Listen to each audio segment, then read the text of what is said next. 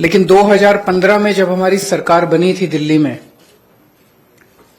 तो फरवरी में हमारी सरकार बनी और मई के महीने में मात्र 3 महीने बाद मोदी सरकार ने एक नोटिफिकेशन जारी करके हमारी सारी शक्तियां छीन ली।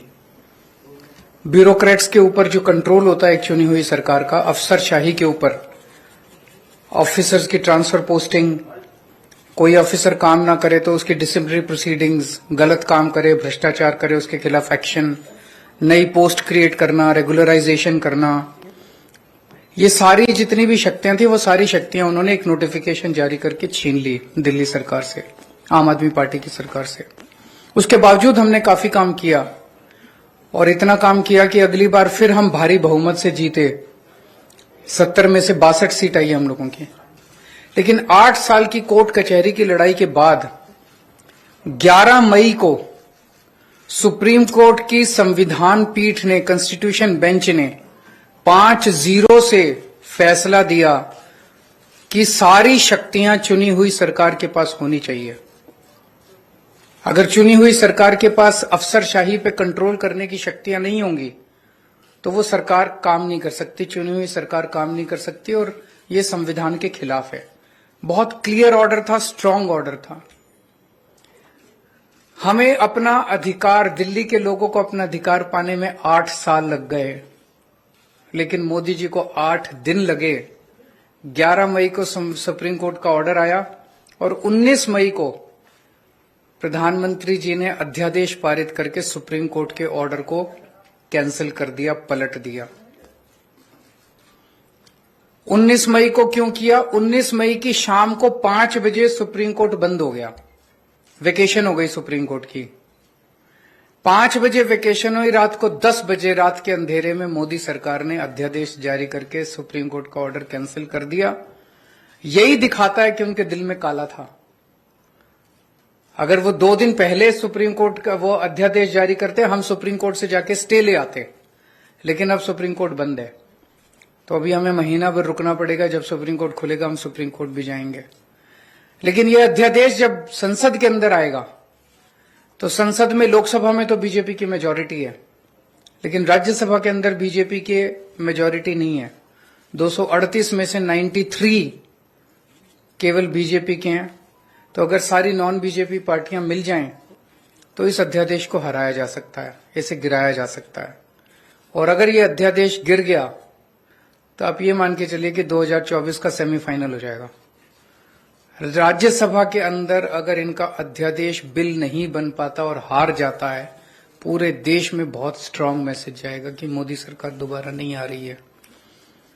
मेरी अभी इसमें काफी विस्तार से चर्चा हुई माननीय अखिलेश जी से, और मैं तहे दिल से उनका शुक्रिया अदा करता हूं। दिल्ली के लोगों की तरफ से, दिल्ली के 2 करोड़ लोगों की तरफ से अखिलेश जी का और उनकी समाजवादी पार्टी का मैं शुक्रिया अदा करता हूं कि उन्होंने हमें पूरा आश्वासन दिया है कि राज्यसभा के अंदर जब आएगा तो पूरे समर्थन करेंगे दिल्ली वालों का और इसका विरोध करेंगे।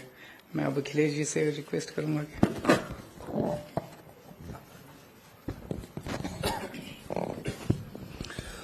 बहुत बहुत धन्यवाद। समाजवादी पार्टी के अध्यक्ष और मेरे साथ लोकसभा में 2019 से मेरे साथी रहे अखिलेश यादव जी, उनकी पार्टी के विधायकगण, आम आदमी पार्टी के नेशनल कन्वीनर और दिल्ली के मुख्यमंत्री अरविंद केजरीवाल जी, राज्यसभा में आम आदमी पार्टी के सांसद भाई संजय सिंह जी और एजुकेशन मिनिस्टर दिल्ली के आतिशी जी, और आप सब पत्रकार और मीडिया के जितने भी प्रतिनिधि हैं। जैसा कि अरविंद जी ने कहा, ये लड़ाई सिर्फ दिल्ली के लोगों की नहीं है, ये लड़ाई 140 करोड़ लोगों के अधिकारों को बचाने की है। एक तरफ तो हम biggest democracy in the world कहते हैं देश को, और दूसरी तरफ लोकतंत्र पर अध्यादेश की कुल्हाड़ी चलती है, गवर्नर के जरिए तंग किया जाता है। अगर इनकी सरकार बीजेपी की किसी राज्य में इलेक्शन से ना बने तो ये बाई इलेक्शन से बना लेते हैं। उनके 30-40 खरीद लो, बाई इलेक्शन करा लो, सुबह सुबह 3 बजे उठाओ गवर्नर को, ओथ लो, उसके बाद देखते रहो क्या होता है। ये आदत पड़ गई है इनको, ऐसा कई बार कर चुके हैं ये। और गवर्नर्स को ऑर्डर है, अगर 2-3 दिन उन्होंने चुनी हुई सरकार को तंग नहीं किया तो फिर फोन आता है कि आपको किसके लिए भेजा है वहां पे, आप तंग क्यों नहीं कर रहे इलेक्टेड गवर्नमेंट को। तो इलेक्टेड और सिलेक्टेड में फर्क जो है वो देश को करना है। दिल्ली के लोग भी उसी तरह से वोट डालते हैं जैसे यूपी के डालते हैं, पंजाब के डालते हैं। दिल्ली के लोगों, दिल्ली के मंत्री भी वही संविधान की ओथ लेते हैं, दिल्ली के मंत्री, दिल्ली के मुख्यमंत्री वही संविधान को फॉलो करते हैं। पंजाब में भी वही होता है। और दिल्ली देश का दिल है, वहां दिल्ली में मूल निवासी जो है दिल्ली में पूरे देश के हैं। यूपी से बहुत से लोग हैं दिल्ली में, पंजाबी बहुत हैं दिल्ली में, कर्नाटका से बहुत लोग हैं दिल्ली में, महाराष्ट्र से हैं, आंध्रा से हैं, उड़ीसा से, बंगाल से, देश के हर हिस्से से लोग दिल्ली में रहते हैं। तो इसका मतलब इन्होंने पूरे देश पर कुल्हाड़ी चलाई है। चलो ये तो एलजी कर रखा है कि फुल स्टेट नहीं है, एलजी वहां पे सरकार रहेगी। फुल स्टेट को कौन सा काम करने देते हैं। मैं अपनी एग्जांपल देता हूं, पंजाब में 117 में से 92 हमारे विधायक हैं, और हमने इस बार बजट सेशन बुलाने के लिए राज्यपाल को पत्र लिखा। उन्होंने कहा जी मैं बजट सेशन बुलाने के लिए आपको इजाजत नहीं दूंगा, पहले आप मेरा ये काम करिए, ये काम करिए। तो हम सुप्रीम कोर्ट गए, सुप्रीम कोर्ट ने कहा कि आपको बजट सेशन बुलाने के लिए इजाजत देनी पड़ेगी। उसके बाद कहा राज्यपाल ने कि जो भाषण मुझे लिख के दिया है, जो विधानसभा में पढ़ना होता है, कहता उसमें मैं माई गवर्नमेंट नहीं कहूंगा। तो जी हम फिर सुप्रीम कोर्ट गए जी, तो सुप्रीम कोर्ट ने कहा you have to read it word by word. मतलब अगर राज्यपाल ये कह रहा है किसी स्टेट का कि ये मेरी गवर्नमेंट नहीं है, तो किसकी गवर्नमेंट है फिर पंजाब में। ये राज्य भवन जो है ये बीजेपी के हेडक्वार्टर बन चुके, और जो राज्यपाल हैं नॉन बीजेपी स्टेट्स के वो स्टार कैंपेनर बन गए हैं बीजेपी के। तो ऐसा पहले अखिलेश जी, उनकी सरकारें भी झेल चुकी हैं। ऐसा किसी भी प्रदेश के लिए अध्यादेश आ सकता है कि जी बस आप खत्म हम शुरू।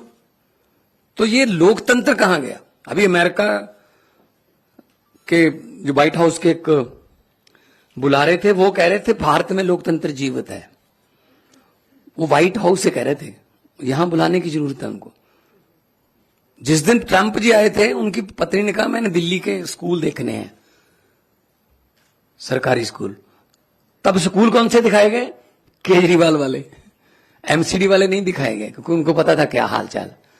तो ऐसे मतलब आप सबको साथ लेके चलिए, सबका साथ सबका विकास। जो जहां चुना गया है उसकी साथ दो। सेंट्रल सरकार के पास शक्तियां हैं, वो राज्यों के अधिकार क्यों छीन रहे हैं। हमारा आरडीएफ का पैसा नहीं दिया अभी तक, हमारा जीएसटी रोक रखा है अभी तक, हमारा नेशनल हेल्थ मिशन का पैसा रोक लेते हैं। हम ये पैसे नहीं देंगे, ये नहीं देंगे, ये नहीं देंगे। ये सरकारें चलती हैं ऐसे क्या। तो ये बहुत ही फेडरल स्ट्रक्चर के लिए बहुत खतरनाक है। और समाजवादी पार्टी आंदोलन से, जेपी आंदोलन से निकले हुए नेता इसमें हैं, और उन्होंने तो बहुत संकट देखे हैं देश पर। तो आज जिस गर्मजोशी से और जिस जो शिद्दत से हमें सम्मान दिया अखिलेश जी ने, हमें इज्जत दी, उसके लिए आप बहुत आभारी हैं। और हमें उम्मीद है कि लोकतंत्र की जो लड़ाई लड़ने के लिए हम इनका साथ लेने के लिए आए हैं, उस लड़ाई में हमारा साथ देंगे। और इस लड़ाई से कोई भगवंत मान, कोई केजरीवाल या कोई अखिलेश जीतेगा नहीं। इस लड़ाई में जीतेगा तो देश की 140 करोड़ जनता जीतेगी। जी अखिलेश भाई।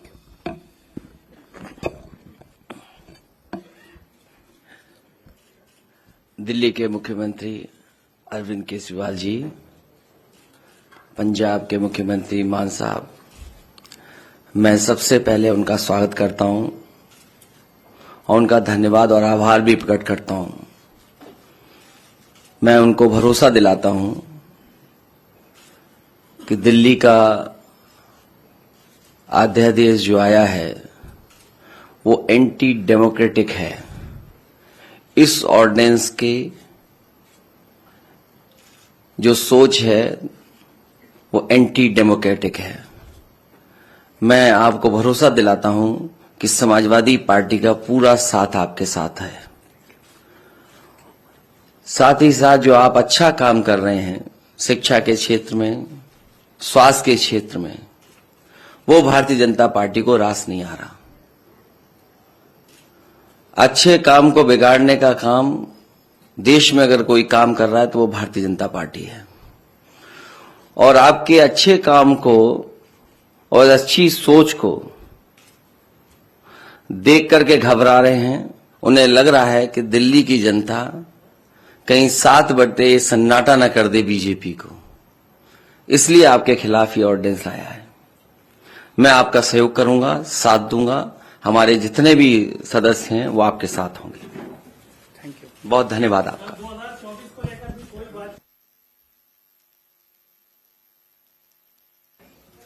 आज उसके बारे में कोई बातचीत नहीं हुई। आज हमारी इस अध्यादेश के बारे में बातचीत हुई। बाकी हम सब लोग साथ हैं।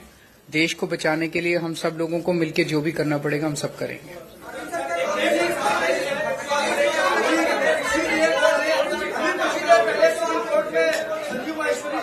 अभी अरविंद सर, आपसे एक सवाल है कि उत्तरप्रदेश में कानून व्यवस्था को लेकर ये सवाल है कि थोड़ी देर पहले ही कोर्ट में एक हत्या हो गई है, 2 लोगों की उसमें जान चली गई है। इसके पहले आप मत पूछिए, आप मत पूछिए, आप आपसे मत पूछिए। देखिए, आप भी वही पूछ रहे हैं, आप भी वही पूछ रहे हैं। अगर समाजवादी पार्टी कुछ कह देगी तो कहेंगे कि समाजवादियों ने मरवा दिया। बहुत धन्यवाद आपका। प्रभात